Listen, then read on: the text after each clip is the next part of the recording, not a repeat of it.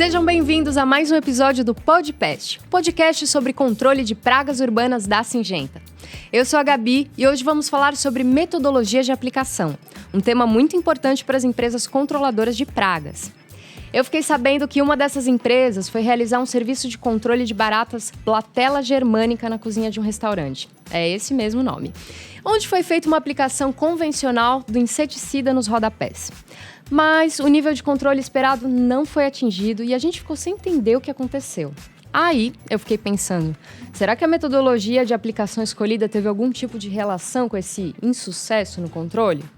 E para me ajudar a responder a essa e outras perguntas, eu chamei o Guilherme Stani, coordenador de suporte técnico, pesquisa e desenvolvimento da Syngenta, o André Chaves, cientista de campo da Syngenta, e o Sérgio Boccalini, biólogo, consultor e vice-presidente executivo da APRAG. Eles vão comentar e tirar algumas dúvidas sobre esse assunto que às vezes pode ser meio complicadinho, né, gente? Oi, Gabi, tudo bem? Tudo bom? Oi, Gabi, obrigado pela oportunidade. Eu que agradeço. Boa tarde, Gabi, tudo bom? Boa tarde. Então, eu já vi nos meus estudos que atualmente existe muito investimento em desenvolvimento de formulações para o controle de pragas urbanas, que facilita bastante o dia a dia do controlador de pragas. Mas não adianta muito se os produtos forem utilizados de forma errada, né? Com certeza, Gabi. Eles andam juntos, né? Formulação de qualidade, mas também a técnica de aplicação apropriada. E para esse exemplo que você deu, do controle de Blatella germanica em rodapé, a gente vê que não é totalmente efetivo. Algumas até podem transitar por esse local, mas a gente sabe que elas têm um comportamento de tigmotactismo, elas se escondem em fresta, fenda e rachadura, então o nosso tratamento químico deve ser localizado nesses pontos também.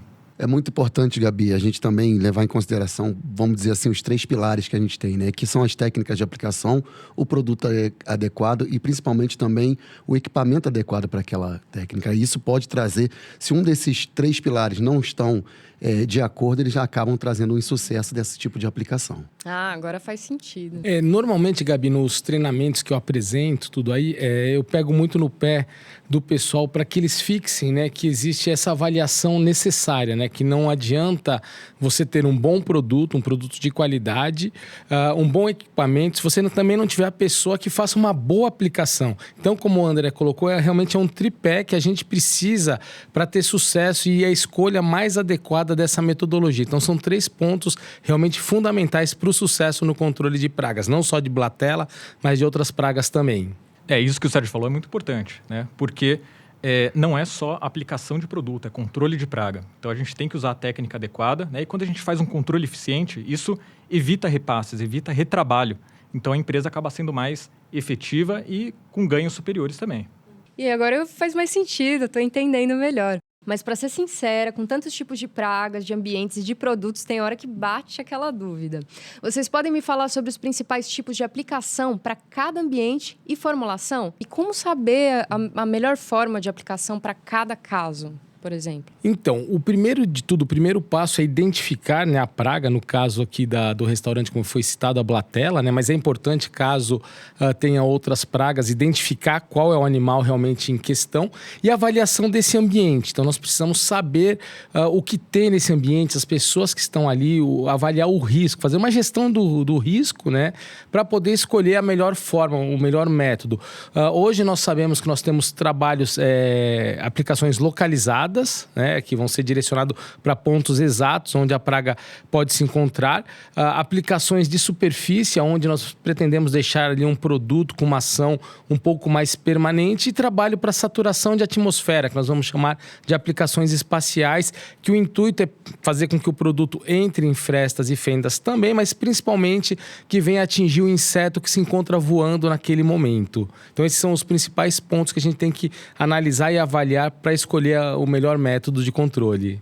O portfólio da Syngenta é bem completo, né, Gabi? Então, a gente tem para atender vários tipos de situações diferentes. A gente tem as formulações EWs, as formulações concentrações emocionáveis, que são utilizadas num equipamento chamado termolibrização. E uma dúvida que a gente tem muito frequente é sobre a utilização da termolibrização para o controle de blatelas, ou baratas, ou periplanetas americanos. E a gente não acredita que essa seja a melhor técnica a se aplicar para esse tipo de praga. E qual a melhor forma de utilização? Qual produto utilizar em cada equipamento, Sérgio? Então, nesse caso, em se tratando da escolha do método de aplicação, né, se a gente for pensar num tratamento localizado, a gente pode pensar na utilização de um gel, por exemplo. Nós vamos colocar o produto naquele ponto onde as baratas vão circular e vão se alimentar, no caso mais específico ainda da Blatella germânica. Posso utilizar também, né, aplicações líquidas localizadas. Eu direciono o produto também para esses pontos, frestas e fendas, onde as blatelas encontram escondidas. Se o meu foco é algum outro animal que não fica tão abrigado, não fica tão escondido, mas ele se desloca, as aplicações para cobrir as superfícies, que vão me deixar um efeito residual, são interessantes. Nesse caso, a gente pode pensar na utilização dos pulverizadores. Aí nós temos vários pulverizadores que vão auxiliar a cobrir superfície, os costais manuais, costais elétricos de compressão prévia. E no caso, se a intenção é atingir o inseto em voo, né, como o André falou, a termonebulização, por exemplo, né, ou as nebulizações, para isso nós temos tanto os aparelhos aí para fazer o UBV, ultra baixo volume, ou nebulização, né, que são os atomizadores nebulizadores, ou no caso da fumaça, aí, que é a termonebulização, o termonebulizador vai trazer aí um bom resultado. Mas sempre observando o produto que vai ser utilizado, Gabi. E para aplicação superficial?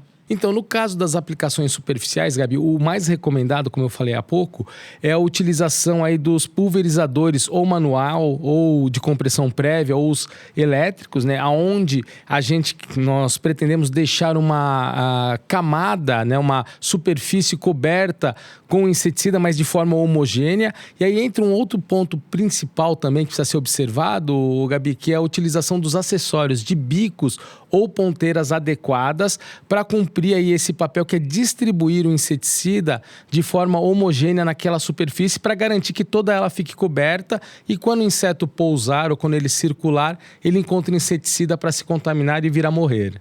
Sérgio, isso é fundamental, né? Porque se a gente tem uma formulação de qualidade para dar efeito residual e não aplica da maneira correta, não distribui o inseticida, a gente não vai gerar o controle adequado, né? Então a gente pode, por exemplo, pensar numa uma formulação microencapsulada, como o Demand, mas se a gente faz uma aplicação muito rápida, a gente não vai levar esse depósito inseticida de forma adequada à superfície por onde a praga passa. Com certeza, Guilherme. É importante notar isso, porque às vezes as pessoas acham que as subdosagens elas só são conseguidas, né, nas falhas ali das diluições. Mas uma aplicação feita de forma incorreta, não colocando os produtos na quantidade necessária na superfície, pode sim provocar essa subdosagem e, consequentemente, não vai ter a morte aí, do inseto, e o problema vai continuar naquele local, naquela situação. Sérgio, a gente sempre fala do equipamento que tem que estar calibrado, mas o operador, a pessoa que vai fazer a aplicação, também tem que estar com a passada calibrada, né? Exatamente, Gui.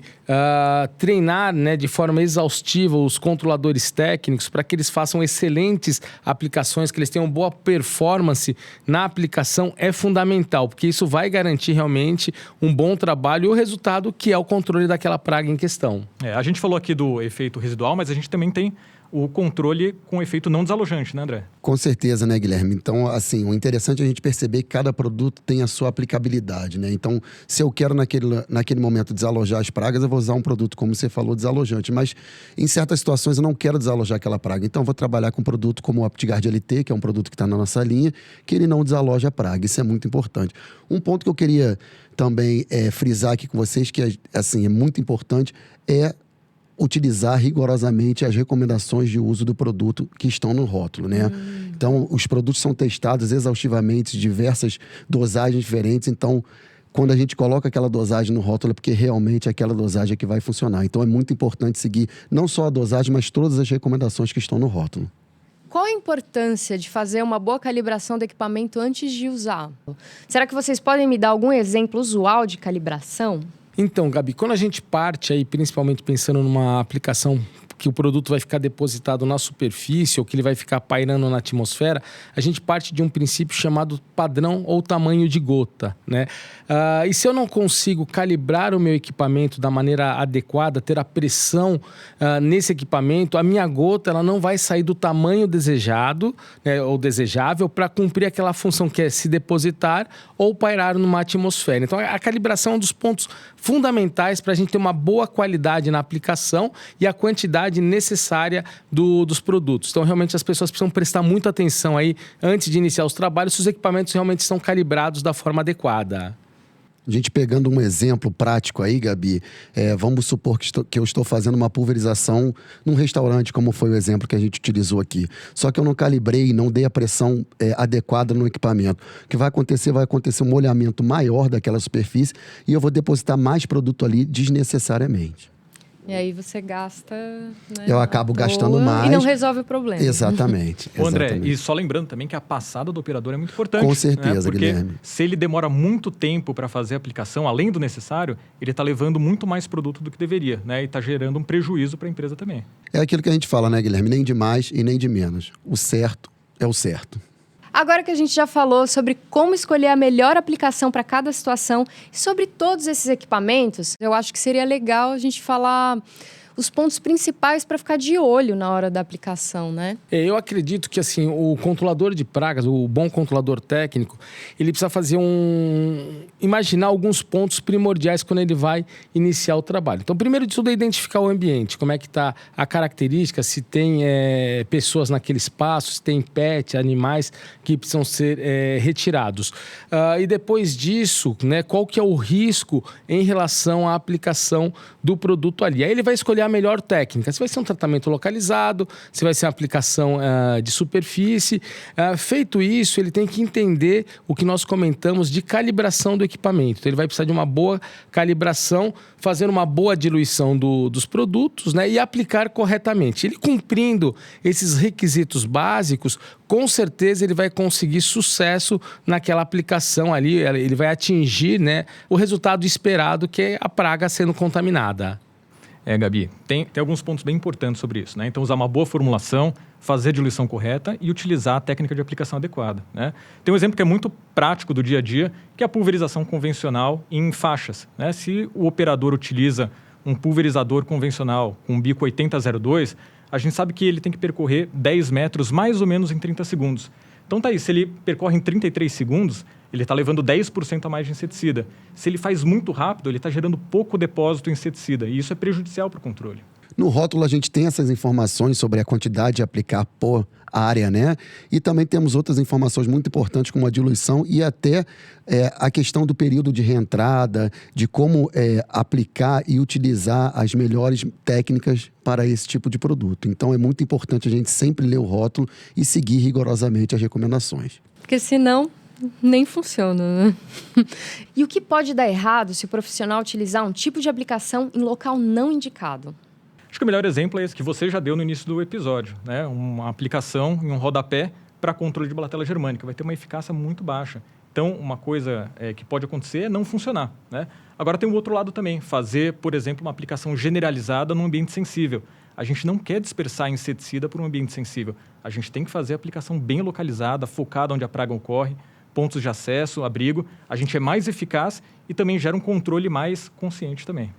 Essa fala do Guilherme, quando ele comenta dos ambientes sensíveis, é uma coisa muito importante que o controlador ele precisa prestar atenção, né? Nessa avaliação do ambiente, ele já vai determinar qual que é o nível de sensibilidade. Se aquele ambiente pode ou não ser, né, dependendo do que tiver ali, sofrer um tipo de contaminação. Como exemplo, Gabi, uma área de produção de alimentos, né? Então, é importante que a técnica a ser escolhida ali não venha contaminar aquela linha de produção, as esteiras, os utensílios, a própria matéria-prima que está ali para ser trabalhada, preparada. Então, existe um preparo antes desses espaços e também a escolha do que vai ser feito ali. Então, num local onde eu sei que existe um risco de contaminação, eu não opto por uma saturação de atmosfera, por uma aplicação espacial. Eu vou trabalhar mais a questão dos tratamentos localizados que vão me dar muito mais segurança. Então, essa avaliação ela é fundamental para a segurança das pessoas que vão circular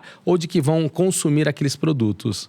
Agora, nós temos aqui algumas das dúvidas mais frequentes dos clientes da Syngenta sobre o tema de hoje. Bora ver? Vamos? Bora lá. Precisa molhar bem o local para ter uma boa aplicação, resultado? Não precisa encharcar, né? A gente escuta muito o pessoal até comentar, vamos melar a parede de inseticida. Não, isso de forma alguma. O que nós precisamos são de aplicações uniformes, né? Onde o produto ele fique bem depositado, porém sem provocar encharcamento. O encharcamento vai levar uma série de problemas. O período de reentrada vai ter que ser muito mais prolongado. O risco de contaminação de pessoas e de animais, isso pode aumentar também. Então, nós não podemos de forma alguma encharcar os ambientes com as nossas aplicações. Sérgio, uma média é a gente pensar em 50 mililitros por metro quadrado. Né? É o suficiente para cobrir, mas não para escorrer produto. Né? Porque controle de pragas não é lavagem do ambiente. Né? Todos os produtos com o mesmo ingrediente ativo vão ter o mesmo desempenho? Não, Gabi. Isso é uma dúvida muito comum, né, que a gente escuta no meio de controle de pragas, e não. Além do princípio ativo que a gente tem dentro do produto, a gente tem outros componentes que são muito importantes dentro da formulação, como antivaporante, emulsificante, que vão dar um desempenho melhor para aquela formulação. Então, se eu tenho componente de qualidade dentro de uma formulação, ela vai ter uma performance melhor do que outros produtos que não têm componentes com tanta qualidade. E a última pergunta vai para o Guilherme. Gui, como calcular o volume de cauda necessária para cada área? Gabi, fazendo uma boa inspeção, né? Entendendo o ambiente que a gente vai tratar, entendendo a praga que a gente vai tratar. Né? Como a gente sempre fala, não tem uma receita fechada para o controle de pragas. Cada ambiente é único, então a gente precisa entender quais são as áreas tratáveis e aí a gente consegue dimensionar o volume que vai ser utilizado. Para facilitar o controlador, a gente tem no nosso aplicativo da Syngenta uma calculadora. A partir do momento que a gente tem a metragem que a gente vai tratar, a gente consegue calcular o volume a ser diluído e o volume de diluente também. Fica mais fácil, né? Muito mais fácil. Gente, não tem jeito. Para fazer uma boa aplicação e aproveitar todo o potencial oferecido pelo produto utilizado, tem que seguir as recomendações do fabricante. Obrigada pela presença de vocês e todas essas explicações. Hoje eu aprendi muito. Parabéns pelo trabalho de vocês. E se você gostou do vídeo, se inscreve no canal do YouTube que vem mais por aí. Siga o Syngenta no Instagram, Facebook e LinkedIn e não deixe de acessar nosso site também. Eu vou ficar por aqui estudando mais um pouquinho, porque é tanto nome de equipamento e formulação que eu já tô até doida aqui. Até o próximo episódio. Tchau!